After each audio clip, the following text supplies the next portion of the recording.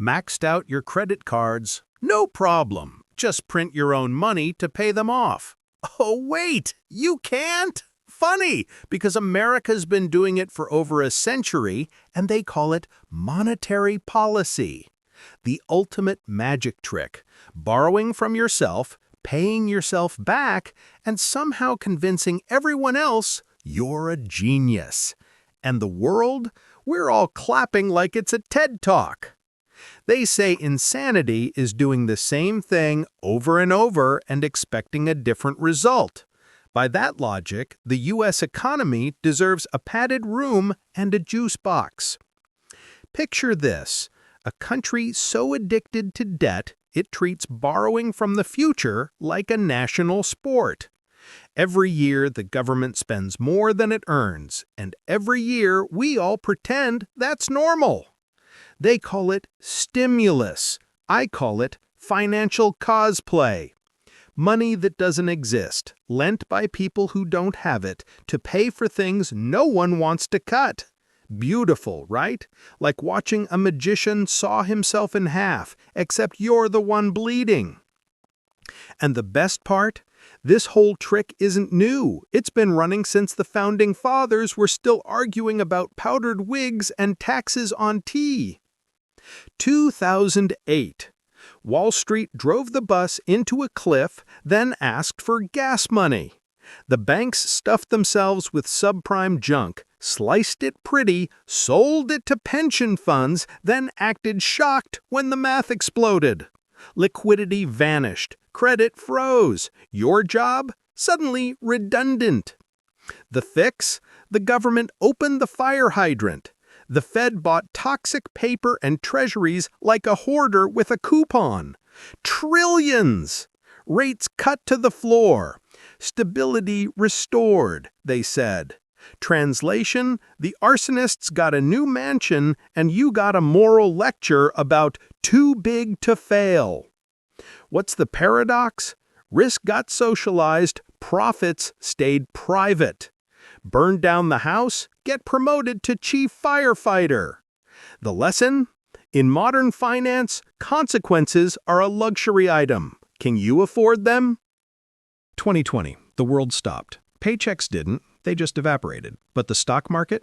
That thing put on a cape. While diners closed and nurses cried in parking lots, the S&P levitated like it learned a new party trick. Why? Because the same hydrant opened wider. Rates slammed to zero. QE went beast mode. Trillions again.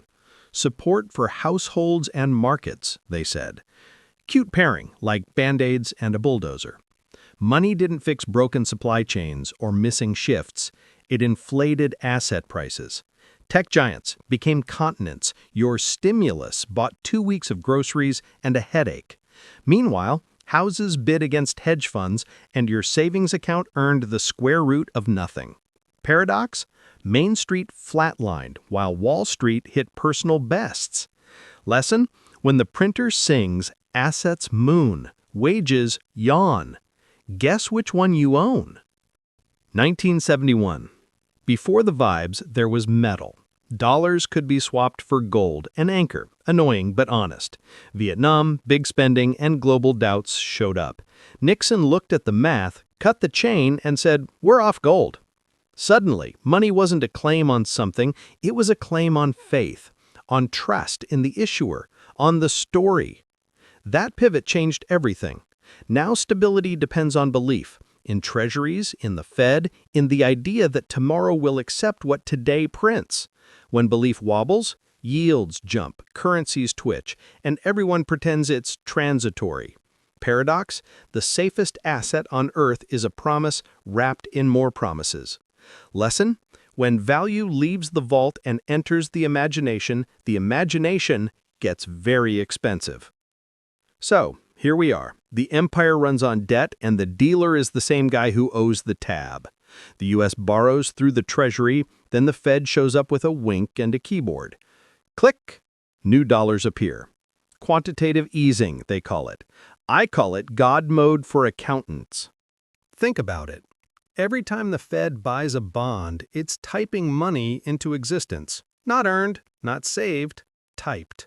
numbers added to a screen like a cosmic cheat code. And when that money floods the system, everything feels great. Stocks rise, politicians brag, and you feel richer until the grocery bill says otherwise. Inflation isn't an accident. It's the invoice for every miracle fix they print.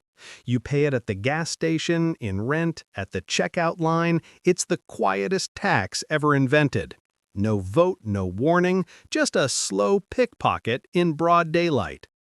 And what keeps the trick alive? Faith. Faith that dollars still mean something. Faith that treasuries are safe. Faith that some guy in a suit at the Fed actually knows what he's doing. We all know it's a magic show, but no one wants to leave the theater first. That's the real punchline. The system isn't broken, it's self-aware.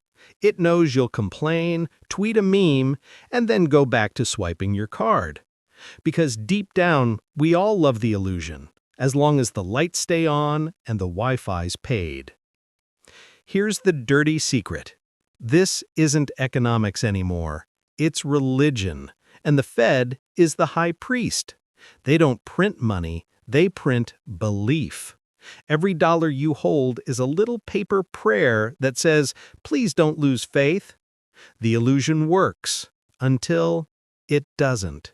Because once people stop believing, the whole thing collapses faster than crypto influencers deleting tweets. When trust cracks, there's no gold, no backup plan, no plan B, just panic in a suit.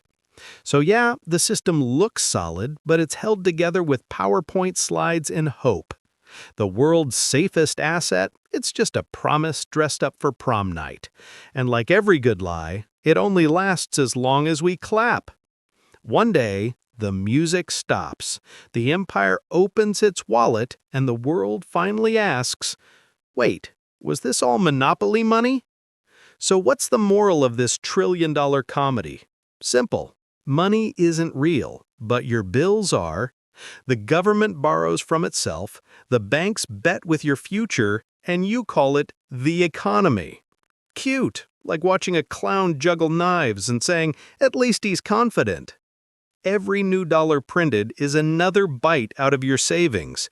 Every stimulus is a hangover disguised as a gift. And every promise from Washington is just another IOU signed in invisible ink.